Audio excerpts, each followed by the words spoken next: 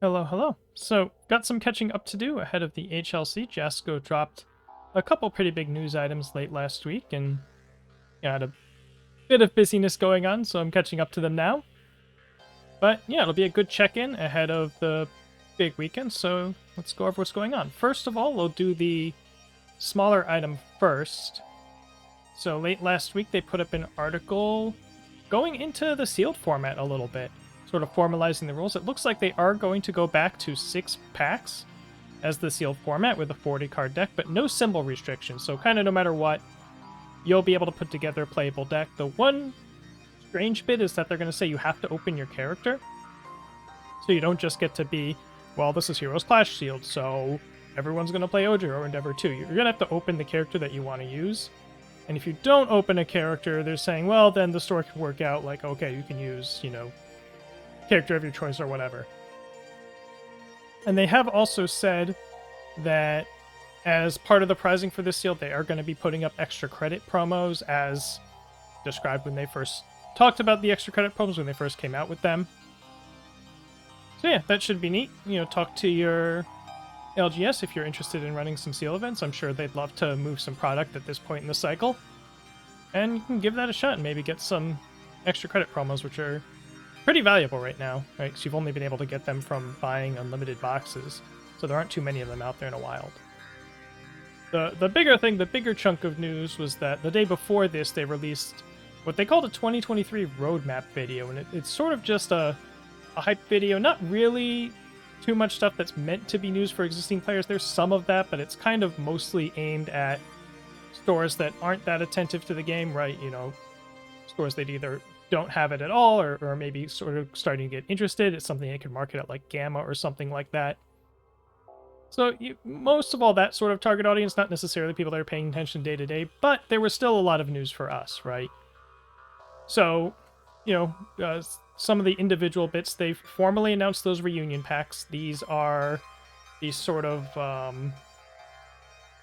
gift boxes, or there's a word for these.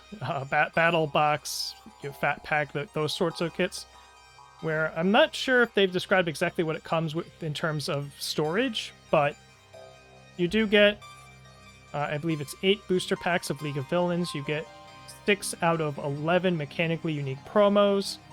And, they didn't talk about what we've seen. There's a smaller version of this pack where you don't have to get all the bells and whistles, you just get packs and promos, so that won't be too bad. They're coming out with some dice that go in these packs, some special like speed and damage dice, as well as a random pack of sleeves. So you get a nice little bundle here. I think most people would get sort of 1 or 2 of those and then get a bunch of the smaller ones to fill out their promo sets. So that should be interesting. We're still waiting on a release date on those. If they come out a little too far after the set, then it might get dodgy in terms of how people feel about buying the booster packs at that point, but we'll see how it goes. If nothing else, it'll be almost like having a second DLC with adding that many promos to the mix, right? They also announced that they are going to be adding a sort of card search deck builder to the UGN. No real details beyond that, just that it's going to exist and it'll be integrated with the UGN, so you'll be able to do deck registration and things like that much easier. And they also repeated their promise that they are at some point going to support a format that handles multiple IPs. Still no details on what that is. They're sort of just running standard back at the HLC as we saw, so whatever that is probably isn't that close. But I imagine, the moment they're getting close to wanting to announce a new license for just a little mini set or whatever they might want to do with it, then we'll start to hear about the multi-IP format then. They also gave some early details about the 5th set, including naming it out front this time. It is called Undaunted Raid. It's going to release in the summer, which is basically expectations, right? That's going to be 4 or 5 months after set 3. We'll see what the gap is there. And this is going to be covering the first part of Season 4, where that is the Overhaul arc. So they have clarified that, Mirio and Overhaul will be in the set. I assume we'll see, other characters that were involved in that arc. Some people have been waiting for Fat Gum. That seems likely. Probably Sun Eater. Sun Eater's probably going to be in the set. We'll see about other characters, but if there's a character in that arc that's sort of new at that time, you probably see them in the set here. So that should be cool. And also with that set, they're doing away with first edition because it hasn't gone well. It hasn't really served too much of a purpose. It kind of mattered a bit for set 1, but that was partly because the releases were actually pretty staggered.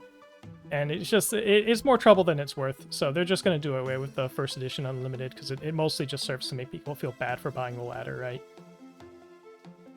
They also, lastly, went into a little bit about the organized play season. So there's going to be only 2 seasons this year, which sort of makes sense with the schedule that we've seen with no major events until April.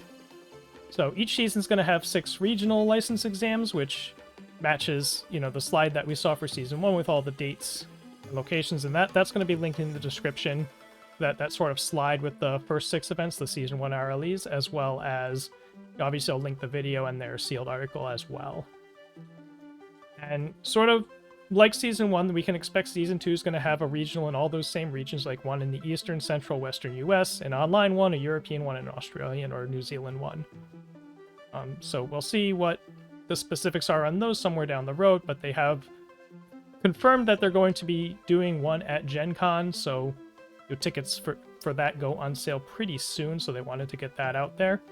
It's much nicer than announcing that, you know, the 4 weeks or whatever of notice we had this year, right? Part of a mixed bag of this is that the Nationals events are going to require qualification next year. And I just realized that my date up top says 2022. Oh well, it is obviously 2023. That's fine. It won't be in the title of the video. But yeah, so 2023 Nationals will need you to qualify for it, and they haven't really specified too much about qualifications other than that you can qualify by winning a store championship, which I guess there's going to be 2 per store, 1 per season, and then some number of qualification spots will be up for grabs at RLEs. So depending on how many of those there are, you know, this could be, you know, a really stressful thing to try to qualify for Nationals, or it could just be, you know, have any kind of decent finish at an RLE at all at any point and you're qualified. Could be anywhere on the spectrum, so we'll await further details on that. And hey, maybe they'll even get provisionals in the mix, right? Imagine if it's like, win a store championship, make top 8 in like a big online provisional, or make top 32 at an RLE or something like that, right? So we'll still await details on that. But yeah, that pretty much covers the news that was in the video. You should still check out that video. It is about 20 minutes, so obviously they talked about a lot more than just what's here. You know, some of it's, you know, for stores they're trying to get in the game. Some of it's just general hype stuff and storytelling and things like that. But it's a really nicely produced video, so I encourage you to check it out. And that's going to be all for this week. I am heading out to Las Vegas in a couple of days here, and we'll be at the HLC. We'll see if they do any sort of announcements there. I assume they will, considering they're going to have a stream going kind of the whole time. But we'll have the entirety of the League of Villains set pretty much previewed at that point, because we'll have the premiere event on Friday, and we'll see what else they announce there. So yeah, looking forward to that. I'll see some people there. If not, I'll see you in the next video. All right, have a good night.